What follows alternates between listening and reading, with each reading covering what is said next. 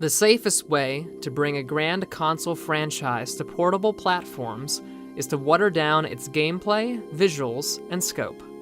A typical route for console action-adventure series is to make them portable side-scrollers with a few mechanics pulled from the full-fledged experience. Batman Arkham Origins Blackgate and Assassin's Creed Chronicles are prime examples that more or less get the job done. It'd be great to always have one-to-one conversions that you can play on the go, but hardware limitations are an understandable roadblock, which aren't limited to the technical sort. Look at this ridiculous add-on for the Nintendo 3DS. Simplified button layouts can be a problem too when it comes to portable systems. I mean, look at this thing. It's like the same size as the 3DS. It's more ergonomic, I guess, and nice contour with the hand, but I mean, you ain't putting this in your pocket. It's not portable, you know what I'm saying? As always, there are developers who crave to fit the square through a circle hole. There should be more losers than winners because of this ambition, but more often than not, examples like Assassin's Creed Liberation, Kingdom Hearts Birth by Sleep, Resident Evil Revelations, Killzone Mercenary, Metroid Prime Hunters, Uncharted Golden Abyss. These turn out to be decent, at the least, even better in rare circumstances, compared to their home console counterparts.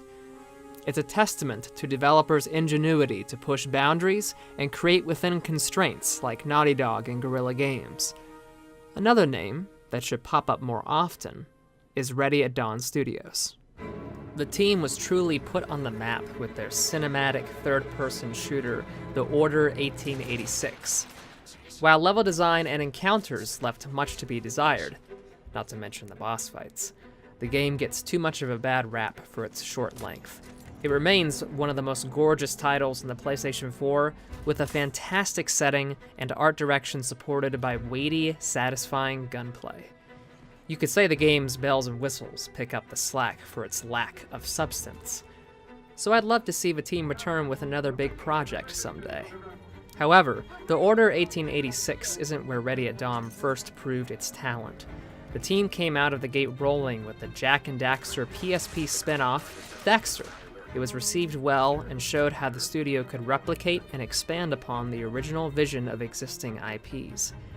Ready at Dawn solidified this reputation with 2 God of War spin-offs titled Chains of Olympus and Ghost of Sparta. The games are... no cases. Just a piece of paper that came with the saga. Not very exciting, but anyway, the games are of the same quality that I've come to expect from the series, and when I say that they're comparable experiences to the main trilogy, I mean, that should tell you something. And I'm going to be covering both of the games in this review.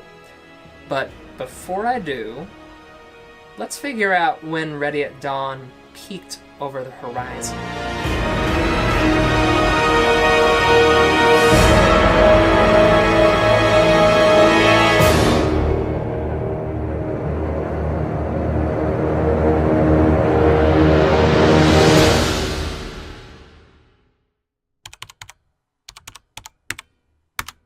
The first God of War's creative director, David Jaffe, said his position rarely existed in game development in the early 2000s. He had to make a case for the role's validity to guide the production and vision of his projects with Sony, from Twisted Metal to God of War. With developers growing larger along with the games they've made, it's laughable to imagine a studio not having a creative director today. I mention this because the informality of high-profile game development is a wonder to witness in retrospect. Ready at Dawn's formation is a textbook illustration. So, let's rewind the clock a bit. Rui Uesteriya was originally going into car design. When he showed off his portfolio near the end of his academic pursuits, he had an unexpected guest stop by and look at his stuff named Nilo Rodis-Yamero, who was an art and costume designer for Star Wars and Star Trek films. He pointed him to the game industry. Rue already loved Blizzard Entertainment's Warcraft, so he sent in a resume, did an art test in front of the team, and got the gig. He worked on vehicle designs for StarCraft and contributed his talents to Warcraft. He left after several years with teammate and software engineer Andrea Piscino, who encouraged Rue to join him and Didier Malenfant, an ex-Naughty Dog programmer, to start their own studio. Because of Didier's prior work, he had the connections and approval to pitch a Jak and Daxter title for the recently announced PSP in 2004. The nameless, ragtag bunch of devs approached Sony's Shuei Yoshida with a modest design doc and some concept art, and, well, the rest is history. They decided that the studio's founders, Rue, Andrea, and Didier, would form the initials of their name, Ready at Dawn. Daxter's development was hellish for the 25-person team with the massive content they produced, coupled with the PSP's limited changing specs before its release. But as I mentioned before, they delivered a spin-off that stands tall amidst the main series, so they set their eyes on a new challenge afterwards. They contacted Santa Monica Studios after being amazed by the first God of War during Daxter's development. It turns out the team was already thinking about expanding the franchise and loved the idea of Ready at Dawn creating a side-scroller version of God of War. But this is Ready at Dawn we're talking about. The team convinced Santa Monica they could make a true God of War experience on the PSP. They made mistakes early on by altering Kratos' established moveset to change gameplay for the sake of change, which actually led to Rue becoming creative director to hone the studio's focus. But like Daxter, the game proved to be a success with its critical and financial reception. It took 2 years to make and released on March 4th, 2008, breaking the top 10 best-selling games for that month with around 340,500 units moved and over 3.2 million worldwide sold to date. It remains the highest-ranked PSP title on Metacritic, surpassing the likes of Grand Theft Auto Chinatown Wars and Metal Gear Solid Peace Walker. You're probably expecting an equally storied history for Ghost of Sparta, aren't you? Unfortunately, there's not too much to go on because Ready at Dawn didn't film any illuminating, transparent documentaries during development like Santa Monica did for either games. What I did find out is that Ready at Dawn washed its hands of God of War after Chains of Olympus. The studio heads often make the point that they don't like doing the same thing twice, so they sent back the team's PSP dev kits upon completing Chains of Olympus to consider options with the PlayStation 3 and Xbox 360. However, focus tests and Sony's persistence motivated Ready at Dawn to return and push the PSP to its maximum while deepening Kratos' backstory. The latter can be attributed to God of War 2's creative director Cory Barlog, who penned the story near the beginning of his prodigal tale after leaving Santa Monica for several years. Rue stepped down as creative director and let Dana Jan take over. He'd been a lead level designer for Chains of Olympus and worked on World of Warcraft before joining Ready at Dawn. The team started production on the game during August 2008 and released it on November 2nd, 2010, which sold half as much as its predecessor worldwide, though it still comfortably ranks among the most well-received PSP titles.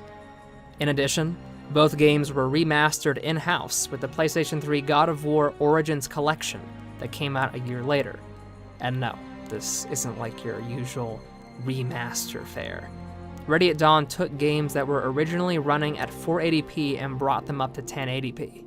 This included doubling the frame rate to 60 and quadrupling the asset's texture resolution. Even the cutscenes were re-rendered frame by frame.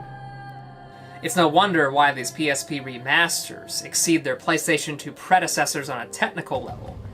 But design-wise, artistically, narratively, let's see how they stack up in all of these categories in the God of War pantheon.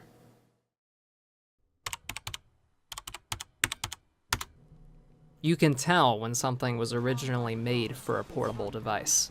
No matter how much a developer polishes or enhances the visuals, the intrinsic design and scope of environments tell all. Freeing up the inputs for a traditional controller usually shows how the original title had constraints with movement and action, too. What makes the PlayStation 3 port of Chains of Olympus fascinating is how it feels and looks so close to its PlayStation 2 brethren. And you can tell from the start, since you're treated to an over-the-top sequence typical for God of War that would have floored me years ago on the PSP.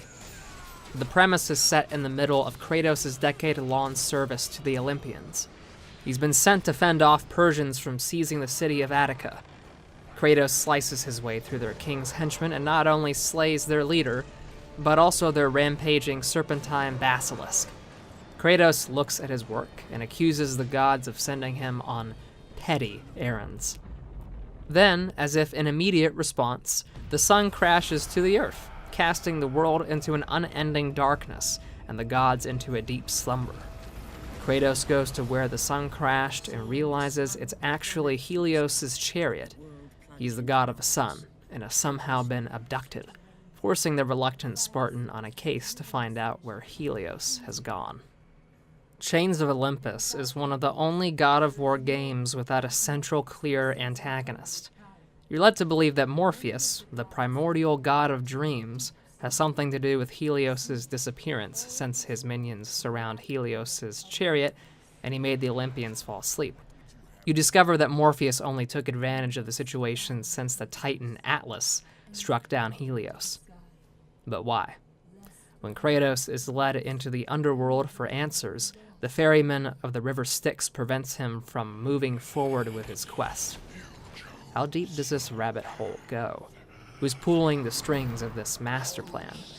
Most of the games gauge your interest with exciting backstories, grand action, and simple revenge, but Chains of Olympus carries you along with its shifting winds of mystery. It's an unusual type of narrative approach for the series, and it sort of reminds me of God of War 3 in that there are a lot of roadblocks that are put in Kratos' way as a result to just keep the plot going, to extend it, and that's sort of a bad thing, as I kind of make clear in my God of War 3 review, but not to the point where it ruins the story. It's just like the pacing is a bit slow sometimes as a result. And the same applies to Chains of Olympus, but again, not to the point where it's a major problem, especially because of the game's length. Who's behind Helios' capture? None other than one of the best villains, resulting in one of the best boss fights in the God of War saga, Persephone. It's a crying shame that her role is limited to the last half hour, because she's a rich, meaningful parallel to Kratos. As the queen of the underworld, she protects the pure souls in her paradise of Elysium, including Kratos' daughter. She tricks the Spartan into giving up his power to be with her, then revealing her plot to destroy the Pillar of the World and bring down Olympus with the power of Helios in Atlas's hands. She will stop at nothing, even suicide, to exact her revenge on the gods who ruined her life. She doesn't mention how she can be partially blamed for her situation, by secretly enjoying her marriage to Hades and breaking her vow to eat anything in the underworld until she returned to her mother Demeter. There's some extra Greek mythology for you. Nonetheless, Hades' forced kidnapping of her and Zeus allowing it to happen is tragic. She's like a mirror to Kratos with her life story. Her actions are understandable yet wrong, resembling the troubled cycle of mixed responsibility that led to Kratos' path of world-ending vengeance. I wish Persephone had played a pivotal role from the start, perhaps secretly recruiting Kratos to free Atlas under the pretense of lies after he saves Attica. On the Spartan's journey, he'd be pulled left and right by Persephone and Athena in a contest of allegiance and search for truth. Athena would remind Kratos of his servitude and Persephone's true intentions, while Hades' queen would encourage his hatred for and distrust of the Olympians with her own circumstances. It'd culminate in a betrayal that would feel all the more rage-inducing and surprising. Even still, Persephone plays a brief yet compelling part, leading into one of my favorite moments in the franchise where you're forced to push away Kratos' daughter to stop Persephone. This is probably overanalyzing, but I don't care. It's what I do. So, with the first God of War, you've got the grab mechanic, which is used for these brutal glory kills up close, and you subvert it at the end as a form of protection and intimacy with your family that you're defending. But with Chains of Olympus, you're sort of led to believe that this might be the same case again with that mechanic, but no, it still retains its general purpose in rejecting, pushing away somebody. And Kratos does that against one of the only people he ever loved, his daughter. So that's pretty brutal.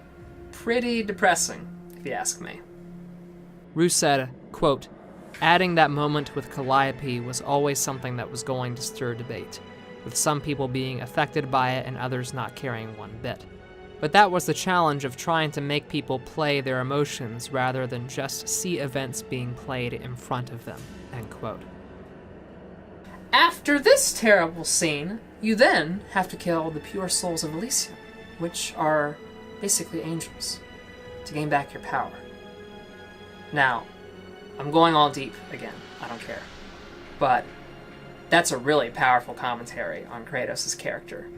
What that scene is essentially saying, as you're killing these souls, is that Kratos cannot be good if he's powerful. His power and evil are synonymous with each other. If that doesn't say anything for the essence of his tragic character, then I don't know what will. Chains of Olympus holds your attention with an unexpected, engaging plotline that, somewhat regrettably, holds out some of the saga's strongest punches until the very end. Since we're dealing with a younger pre-god Kratos, his basic moveset would be closest to what you'd find in the first God of War. All of my prior critiques of the combat stand here, and really, Ready at Dawn's team should be commended for replicating the rhythm and feel of the core gameplay while styling the animation in their own way, which is arguably less stilted in-game and especially during cutscenes compared to Santa Monica's earlier work. Chains of Olympus may not surpass God of War 2's combat, maybe on par with storytelling, but I'd say it possesses an equally compelling batch of puzzles. This is notable within the first couple hours in Helios' chariot, where there are lots of great sorting puzzles with more layers than usual. Puzzles actually trail off in depth as the game lengthens, with one section solely devoted to combat for an hour. So while this suggests the game would feel lopsided, it doesn't really come across as such in a bad way due to its short length. As for platforming, what's nice is how more annoying bits have been removed with no ropes to shimmy across or beams to balance on. Nothing is added to or improved upon though, so the platforming, while competent, remains stagnant and feels more like a regression to the first game's traversal. With the absence of a rage mode and less weapons and abilities compared to God of War 2, the same stagnation could be said of combat, given that Kratos has no tricks with his Blades of Chaos. However, what new abilities there are, along with a stellar extra weapon, make up for the decrease in the features. The abilities consist of a small yet perfect array of powers for varied situations. The Ifrit is a Persian demon Kratos summons for a fiery AoE attack, which is also the first and only time a deity outside of Greek mythology appears in the God of War saga. Light of Dawn is derived from Helios' power to hurl balls of light, which can swipe pesky harpies from the sky or down archers from a distance. Charon's Wrath is an incredibly useful corrosive that eats away at tough armor that take too long to destroy with anything else. Ready at Dawn also finds a way to retcon another shield into Kratos' arsenal, which would have been sorely missed since it remarkably improved the flow of combat in God of War 2. As for Kratos' new toy, it's an appropriately heavy-hitting, slow alternative called Zeus's Gauntlet. I didn't use it much since it shows up 3/4 through the story. And yes, I got lazy. I only focused on the Blades of Chaos for the last half of the game by upgrading them alone, which is really a problem the series has always had by people only focusing on those weapons alone. But I will say to my credit that I thought the Zeus Gauntlet was too slow and I just didn't like it. However, in going back to a prior save and messing around with it for a good 30-40 minutes, I realized that I really cut myself short in not using that weapon and upgrading it, because once you upgrade it, it's good. It's real good. It's incredible for closing distances on enemies with a devastating punch, getting them up in the air with an uppercut, and then blowing back surrounding baddies with a ground pound.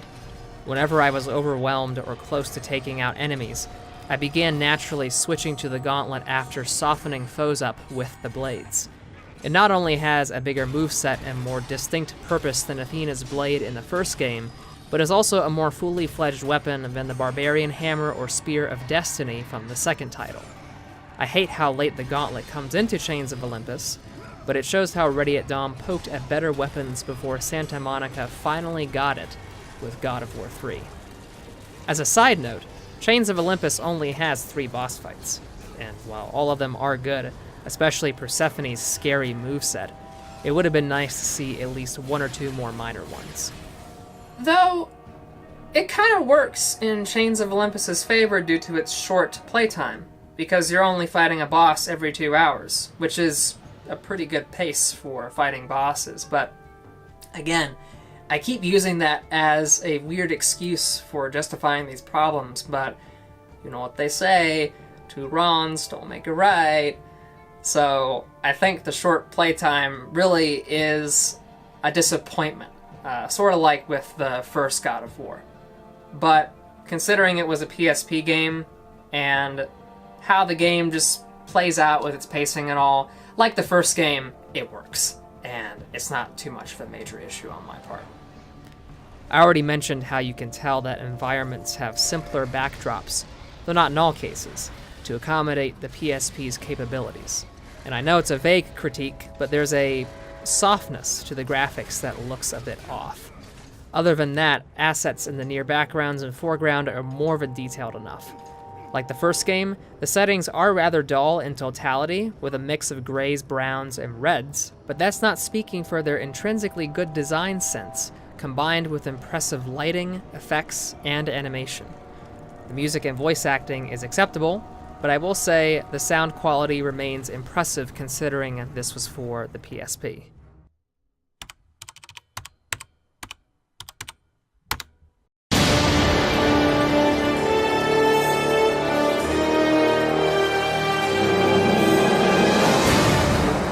Chains of Olympus is pure God of War with no unnecessary compromises. That's more than I was expecting, which contains points of excellence that rise among its peers with a premise that sounds uninteresting, but unfolds with formative events that culminate into what might just be my favorite finale in the saga. While some aspects of gameplay aren't fleshed out and even stripped in some ways, the new tools and breadth of puzzles bring life to what could have otherwise felt like a retread of prior games, highlighting a boring side mission and Kratos' mortal servitude to the gods. But it's much more than that, easily shining a light brilliant enough to demand attention. Now, with Ghost of Sparta taking place after Kratos' ascension to Ares' throne, you think the experience would be more, godlike on all fronts. Alright, even I gotta interject in my own review and say I apologize on behalf of myself. Anyway, I'll let myself resume. Is this true? Yeah, I'd say so, for the most part, because it's better than Chains of Olympus. It's better than the first God of War. It's better than Ascension, but we haven't gotten to that yet. It's intentional that Ready at Dawn stokes nostalgic deja vu with Ghost of Sparta's introduction. Sometime after Kratos became the new God of War, he began having visions of an old woman crying out to him from her secret imprisonment in Atlantis. Alongside them came Kratos' memories of his younger brother Deimos being captured. The Spartan isn't known for being the passive type, so he sets out with a legion of ships to assault Poseidon's kingdom. And it all starts out with a part Leviathan and part octopus monster tearing the fleet apart until Kratos reaches Atlantis' shores. It sounds familiar, but it's a good kind of familiar. The game comes close to matching the exotic variety of the second game. Atlantis is a sleek, opulent kingdom caught in perpetual rainfall, and then Kratos' battle with the sea monster takes him to the heart of these mines in a nearby volcano. Other locations include the nearby island of Crete, a city under construction that's been devastated because, well, Kratos set off the volcano.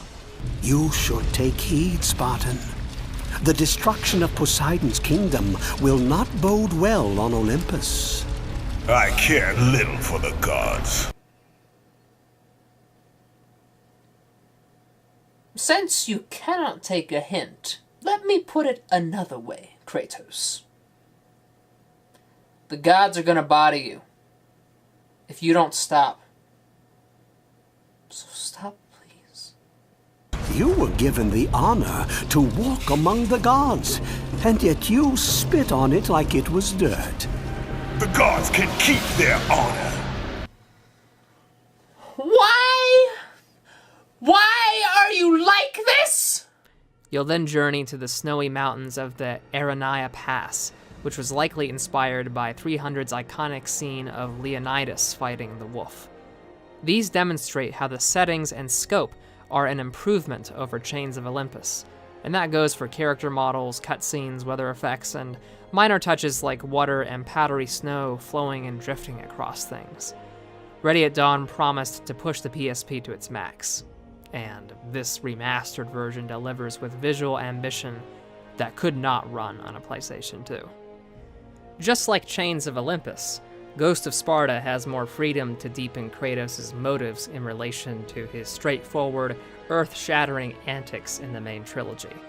Whereas the former game gave validity to the Spartans' impatience and grief in the first God of War, Ghost of Sparta explains Kratos' bloodlust in the second title. He talks about how Athena and Zeus betray him after he mindlessly tears apart other Greek cities with his Spartans in God of War 2. But he absolutely deserves it for misdirecting his revenge against innocents. It's the ultimate temper tantrum, unlike his partially justified yet foolish killing of the Olympians elsewhere. Rather than awkwardly finding ways to make Kratos' rampaging against all of Greece a reasonable act of vengeance, Ghost of Sparta homes in on Kratos' apathy and blind anger by having him undergo further emotional trauma. He's forced to kill the woman he saw in his visions, his own mother, after she tells him that Zeus is his father. When Kratos discovers his brother is alive and finds him a broken man, he watches him die and carries his body to rest, a controllable sequence reminding me of a certain scene from Brothers: A Tale of Two Sons. His daughter, and now his mother and brother, were all thought lost, only to die soon after Kratos realizes they weren't. The game even delivers more on a theme of distrust I wish had been more present throughout Chains of Olympus by having Kratos discover the Olympians not only kidnapped his brother, but also lied to him about it. Ready at Dawn excels in allowing players to sympathize with such a terrible anti-hero. There's plenty of small yet great moments that contribute to the universe as well, with my favorite being the exploration of Kratos' relationship with Sparta through several soldiers and visiting the city at one point in the game. It's interesting because Ghost of Sparta is like a reversal of my thoughts on Chains of Olympus, because whereas the latter has memorable puzzles from the start in particular, Ghost of Sparta never really has any that stuck out to me or that made me think that long, with the exception of like 2 or 3. But it does make up for this in other areas. Most of them consist of one-step problems with immediately apparent solutions. Others, if you can call them puzzles, deal with platforming, which is, surprisingly, among the best the series has offered, while some questionable means of traversal return, like climbing across ropes and beam balancing. Swinging around and grappling have been drafted in from God of War 2. There are entirely new features too, like sliding down cliffs with directional influence, leaping across chasms directly onto other ledges or ropes, and using the blade's chains to pull Kratos through underwater currents. There are a couple timed, intense sections as well, so all in all, the platforming is some of the most thorough and well integrated in the series. Kratos' blades receive a couple minor adjustments compared to Chains of Olympus. Rather than counter with a shield, he can directly do this with follow-up attacks with the blades. Grapple attacks are brought in as well, but since the basic moveset doesn't demand change, what merits discussion is how there's a charge ability where Kratos sprints a small distance to pin his enemy to the ground. From there, it functions similarly to the grab in that you can attack a foe in 3 different ways. What makes it special is how you pummel enemies with your fists for as long as you like until they expire. It can be a risky and almost unnecessary move to make in tough circumstances, but if used right, it's a fun move by getting up close and personal, so you can bet I ended most combat sequences with this move. There's a hybrid of the traditional Rage mode and God of War 3's ability meter here called Thera's Bane that grants Kratos a temporary power boost to his blades as they erupt in fire. It's made useful by taking down hefty enemies or those with armor. But what I don't like is how the ability recharges too fast, making the limitation uselessly frustrating half the time. I would have preferred a great increase in its power and time to recharge to make its application more satisfying, while throwing in some special devastating combos similar to that in God of War 2 with Titan's Wrath. I would have also liked Thera's Bane to have been integrated with one of the coolest weapon sets Kratos ever acquires, his old Spartan spear and shield from his military days. Unfortunately, the Arms of Sparta feels more like a gimmick for killing enemies that can't be reached. In terms of power, range, or feel, they don't bring enough to the table to compel switching, especially due to the weapon's slower delivery of hits. I like the idea of being able to throw spears to varying effects and moving while defending, the only time in the franchise where you can do so, but this weapon combo, despite some flashy moves and integration with traversal, like God of War 3's shallow attempts with some weapons, isn't quite as fun or useful as Zeus's Gauntlet in Chains of Olympus. Ghost of Sparta steps up to the plate with 2 more boss fights compared to its portable predecessor, and I'd say they're equally entertaining. Much like Chains of Olympus's final boss, I think fighting Ghost of Sparta's version is one of the series' best as well, because of how emotionally engaging it feels in relation to the story. You really want to destroy Persephone after she baits Kratos into leaving his daughter, and the same passion guides you while fighting Deimos' captor, the god of death, alongside him.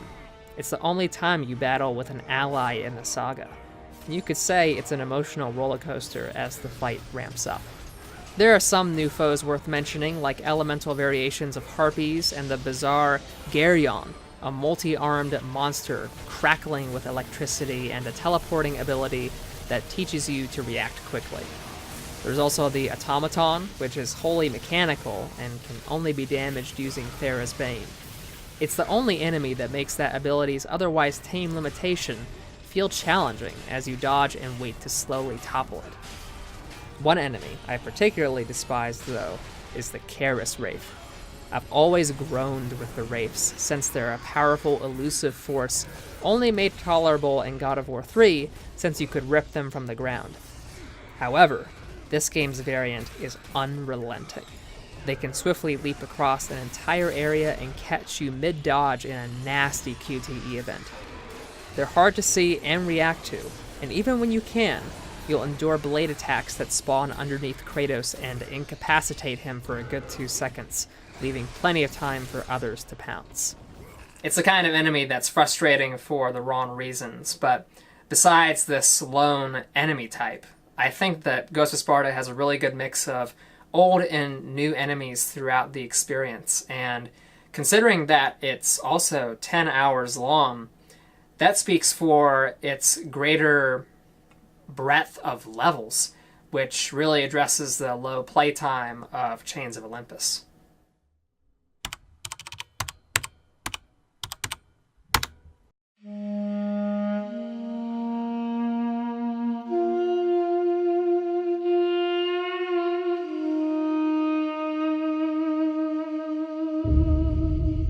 Ghost of Sparta rounds out with equally good combat in contrast to Chains of Olympus, but takes some steps forward to be an even better experience in every other way. The story of loss and lies contributes much to God of War 2's setup and Kratos' complicated life.